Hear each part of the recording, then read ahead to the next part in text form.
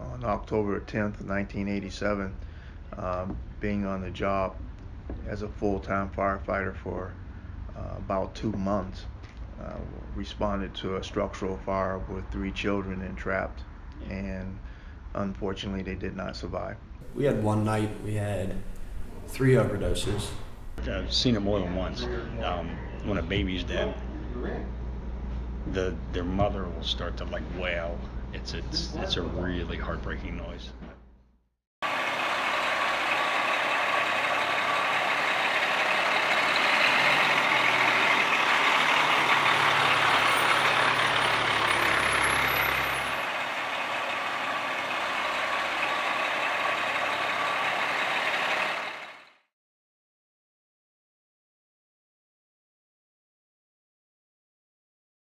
I hear our tones go off, and they said it was a structural fire, and I knew the address and possible entrapment. So I immediately dropped the supply line, masked up, put on an air pack, used the roof ladder to go up to the front porch roof, and climbed up to the front porch roof, smashed the window to go in.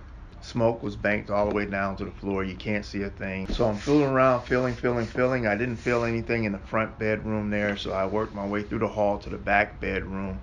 By the time I got to the back bedroom and didn't find anything, I turned around and flames at fire had rolled up the stairwell and blocked my exit back to the front bedroom.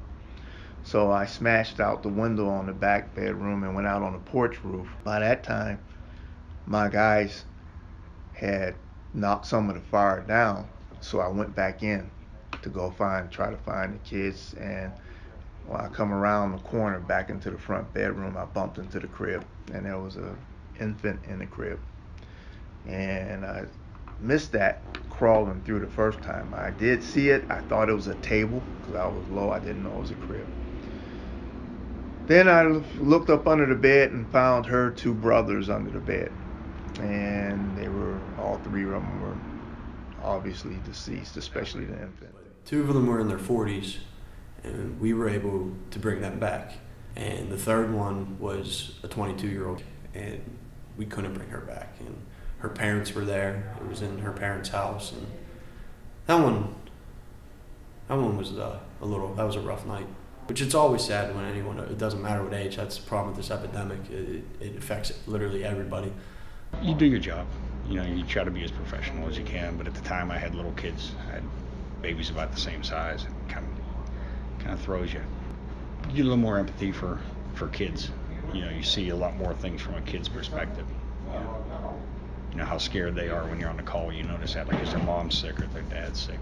One time I fell through a floor into the darkness. I did kind of a cartwheel move down into the floor below. We're checking for fire in this hallway. Open the ceiling. And you usually check the floor as you go, but you get a little complacent, and I quit checking the floor, stepped right into a hole and did kind of like I said, a cartwheel thing and hit the floor below me. And got back up, checked myself, and went and finished what we were doing. Well, there was another guy that used to work here that almost fell on top of me. He caught himself, and I like rolled myself over and looking. He's hanging from the ceiling, trying not to fall on me. You just never know what the call is going to be. It could be a basic nothing or something that you would just never expect to see. Sometimes it's inevitable. It's already a foregone conclusion of what the result is going to be, and we know that. There's only so much we can do, but we always want to have the best outcome, which is everyone gets out. Even just as simple things of just you get a call and it's an older lady and you just think you can go to see your grandmother, and then just to make them to see how thankful they are that you're there to help them.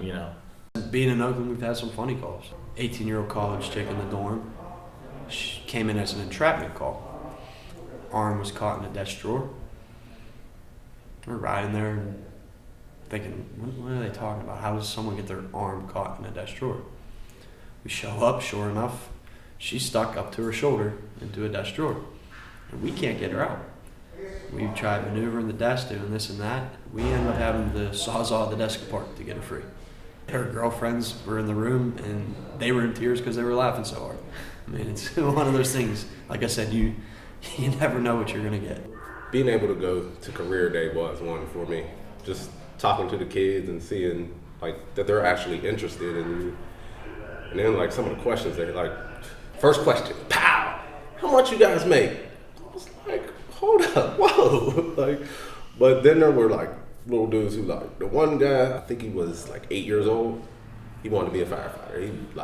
He knew about the different uniforms, knew about trucks, the engines. I'm like, wow, like you're really on it. And no one in his family was a firefighter. That's what really amazed me about him. We did a smoke detector program in the Allentown neighborhood, and to go around to just go at random to these people's houses just because they were on the street list, and to go in their home, they welcomed us in, and to interact with them and to just talk to them like not in an emergency situation, to just talk, what's your story? Tell us about it. We're here to help you guys. Smoke detectors, you're interested. Do a fire safety talk program, home escape plan and whatnot. And to see how they really appreciate us being there was very special. Every day is different. I am never bored. There's always a new challenge, something going on new every day. And that's one of the things that I like about this job. There is no such thing as a routine. You never know when you're going to get what type of call. You never know how long that call is going to take you. It's kind of hard to have a routine at work. You try to eat when you can, try to relax when you can, but you never know when that bells are going to ring.